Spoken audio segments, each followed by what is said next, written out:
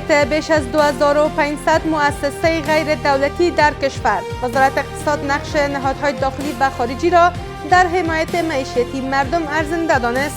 همدارنګه په همدې کال کې د 302 کورنۍ انجوګانو او 60 بهرنیو انجوګانو د فعالیت جوازونه هم تمدید شوي دي. ادامه برگشت مهاجران از کشورهای همسایه. در یک روز بیش از 1000 مهاجر از پاکستان و ایران به کشور برگشتند.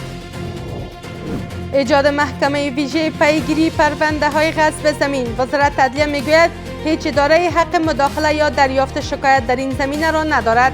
وزارتونه او نور اماراتي ادارې نشي کولای له کمیسیون او تخنیکی هیئتونو څخه شکایتونه واخلي او یا له هغوی څخه استعلام وکړي. و ادامه واکنش ها به پشتیبانی امریکا و اسرائیل از اعتراضات ایران. رئیس جمهور ایران آتش زدن مسجدها و بازارها را کار دشمنان این کشور دانست.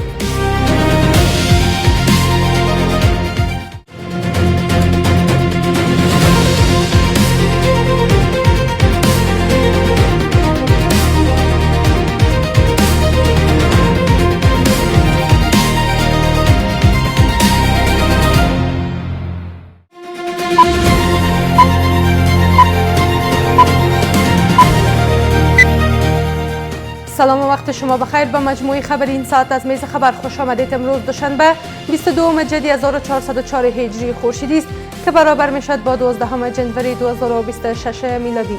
مشروع خبرها. وزارت اقتصاد امارت اسلامی اعلام کرده که همکنون 2587 مؤسسه غیر دولتی در کشور فعالیت دارند که از این میان بیش از 2300 مؤسسه داخلی و حدود 200 نهاد دیگر خارجی اند. سخنگوی این وزارت با اشاره به هماهنگی میان ادارات دولتی و نهادهای کمک کننده نقش این مؤسسات را در حل چالش‌های معیشتی مردم ارزنده می‌دانند.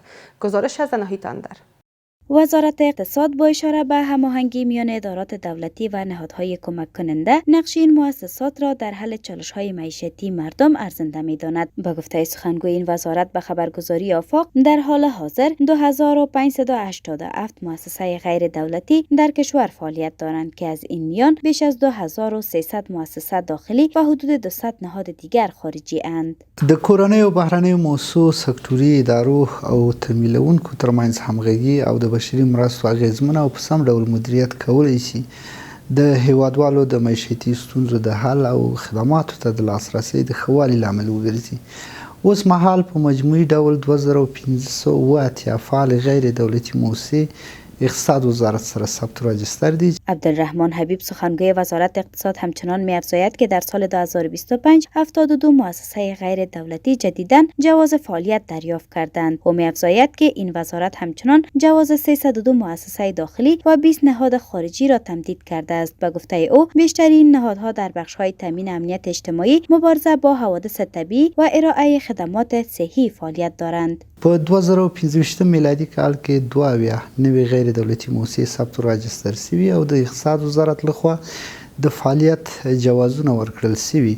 همدارنګه په همدې کال کې د 302 کورنۍ انجوګانو او 60 بهرنیو انجوګانو د فعالیت جوازونه هم تمدید شوي دي.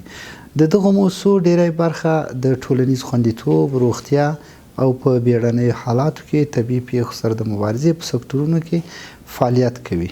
با این حال برخی از آگاهان مسائل اقتصادی صدور جواز فعالیت برای نهادهای کمک رسان از سوی وزارت اقتصاد را گام مؤثر در کاهش بیکاری و فقر در کشور می‌دانند. مؤسسات خارجی که اینا در قسمت پروژه های کوچک و متوسط و همچنان خیریه کار میکنه خیلی مهم است، چرا که این میتونه که مارکت کار ایجاد کنه و در قسمت کاهش بیکاری و کاهش فقر رول عمده و مهم داشته باشه. بر اساس آمار وزارت اقتصاد با وجود کاهش کمک‌های خارجی نزدیک به 2813 پروژه توسط 752 نهاد غیر دولتی داخلی و خارجی در بخش‌های مختلف در افغانستان عملی شده است.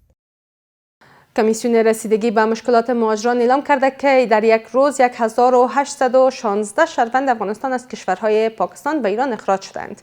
این کمیسیون در ایکس نوشته که این افراد روز گذشته از طریق گذرگاه‌های مرزی مشترک به افغانستان بازگشتند. کمیسیون رسیدگی به مشکلات مهاجران همچنین گفته که به شماری از بازگشت کنندگان کمک‌های بهداشتی و نقدی ارائه شده و همچنین زمینه حمل و نقل آنها به شهرهای اصلیشان نیز فراهم شده است. وزارت عدلیه امارات اسلامی میگوید که رسیدگی به پرونده زمین‌های غصب شده فقط از طریق محکمه اختصاصی انجام می شود. به گفته مسئولان این وزارت، هیچ اداره یا وزارت حق مداخله یا دریافت شکایت در این زمینه را ندارند. باز هم گزارش از ناهیدا اندر. در گام تازه وزارت عدلیه اعلام کرده است که از این پس هیچ اداره‌ای به جز محکمه اختصاصی رسیدگی به قضایای زمین‌های غصب شده حق دریافت شکایات در این زمینه را ندارند. سخنگوی وزارت عدلیه همچنان هشدار داده است که پس از صدور این حکم هیچ وزارت یا اداره اماراتی نمی‌تواند با توجیه مراجعه به مردم یا شکایات ثبت شده خود را معذور بدانند.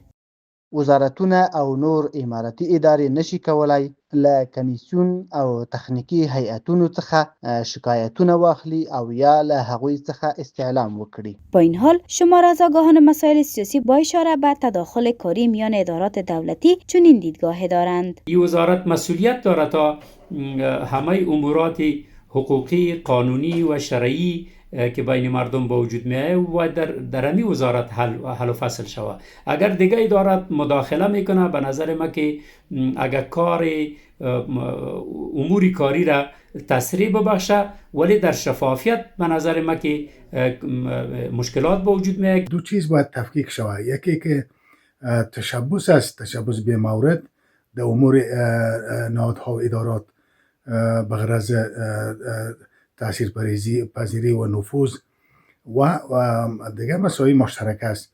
مسائل مشترک بین ادارات، نهادهای دولتی به خصوص نهادهای قضایی بسیار مهم است. این در حال است که در جریان سال 1404 هجری شمسی بیش از 1,230,000 جریب زمین غصب شده دوباره به ملکیت دولت بازگردانده شدند. و در خارج از کشور، مسعود پزشکیان رئیس جمهور ایران میگوید که معترضان در داخل ایران از امریکا و اسرائیل دستور گرفتند. او افزوده که دشمن با وارد کردن تروریست ها به ایران مسجدها و بازارها را به آتش کشیده است. پس از کشیده شدن اعتراضات اقتصادی ایران به خشونت، گزارش‌های متعددی از نقش‌آفرینی امریکا و اسرائیل در این خشونت‌ها منتشر شده است. مقام‌های ایرانی این دو کشور را متهم می‌کنند که با اعزام نیرو اعتراضات را به خشونت کشانده است. همزمان با 16مین روز اعتراضات اقتصادی، مسعود پزشکیان رئیس جمهور ایران این اتهام‌ها را صریح‌تر مطرح کرد و گفت که واشنگتن و تل‌آویو با تحریک معترضان به دنبال آشوب در ایران هستند. او از شهروندان ایران خواست صف خود را از مسببان اغتشاش جدا کنند و تاکید کرد که دولت برای حل مشکلات اقتصادی مصمم است.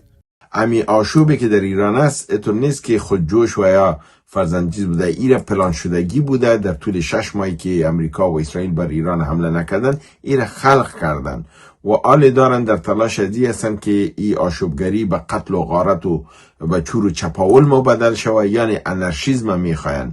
در همین حال هاکان فیدان وزیر خارجه ترکیه مدعی شد که دستگاه اطلاعاتی موساد در اسرائیل مردم ایران را به اعتراض علیه حکومت خود تحریک میکند. اسرائیل از چالش‌های اقتصادی و اعتراضات مردم ایران برای تعمیق شکاف‌ها و تضعیف ثبات حکومت ایران استفاده میکند. موساد این اقدام را پنهان نمیکند و از طریق اینترنت و حساب‌های توییتر ایرانی‌ها را به برخاستن علیه نظام دعوت می‌کند. ایالات متحده در کنار حمایت علنی از اعتراضات ایران، رضا پهلوی را به عنوان گزینه برای در دست گرفتن قدرت مطرح کرده است. چهره‌ای که به نوشته روزنامه اورشلیم پست نه وحدت بخش بلکه نماد طرد و حذف به شمار می رود. این رسانه تاکید کرده که پهلوی نیروی فرسوده و فاقد ارتباط با آینده ایران و صلاحیت رهبری است. همزمان الکساندر کنیازف، پژوهشگر روستبار، بازگشت دودمان پهلوی به قدرت را عملا ناممکن دانسته است. او با اشاره به پیشینه تاریخی و قومی ایران از نگاه منفی آذربایجانی ها و کردها به دوره پهلوی سخن گفته است. با باور وی بازگشت پهلوی ها نه راه حل سیاسی بلکه تهدیدی برای انسجام ملی ایران است. وی نتیجه میگیرد که کارت پهلوی بیش از ایجاد ثبات به تضعیف یکپارچگی سرزمینی کشور منجر خواهد شد. در کنار این مواضع دونالد ترامپ که پیشتر رضا پهلوی را گزینه مناسب برای آینده ایران می‌دانست، اخیراً اعلام کرده که او دیگر گزینه مناسب برای رهبری آینده ایران نیست. آگاهان سیاسی هم میگویند که اعتراضات به تشویق امریکا و اسرائیل شکل گرفته و واشنگتن بی پرده در امور داخلی کشورها مداخله میکند و این امر خلاف تمام قوانین جهانی است. متاسفانه کیا فریب امریکایی‌ها را خوردن و امریکا یک کشوری که به صورت واضح فکر کنین تمام دنیا را میخواد غصب کنه، در تمام دنیا پایگاهش است. عبداللطیف پدرام رهبر حزب کنگره ملی افغانستان درباره اوضاع جاری ایران و حرکات تحریک‌آمیز امریکا و اسرائیل در مصاحبه گفته که جمهوری اسلامی سقوط نخواهد کرد و قوی‌تر از آن چیزی است که اسرائیل و امریکا درباره آن فکر می‌کنند. او همچنین گفته که رضا پهلوی را هیچ کسی حتی در امریکا قبول ندارد. با طولانی شدن اعتراضات در ایران، گمانه‌زنی‌ها درباره احتمال حمله نظامی امریکا و اسرائیل شدت گرفته است. در واکنش محمد باقر قالیباف رئیس مجلس ایران به دونالد ترامپ هشدار داد که هر گونه حمله به تهران با پاسخ مستقیم ایران علیه اسرائیل و پایگاهی نظامی امریکا در منطقه روبرو خواهد شد. این هشدارها تنها به تهران محدود نماند. یحیی سری سخنگوی نظامی نیروهای مسلح یمن نیز نسبت به پیامدهای خطرناک و گسترده هر گونه اقدام نظامی علیه ایران هشدار داد.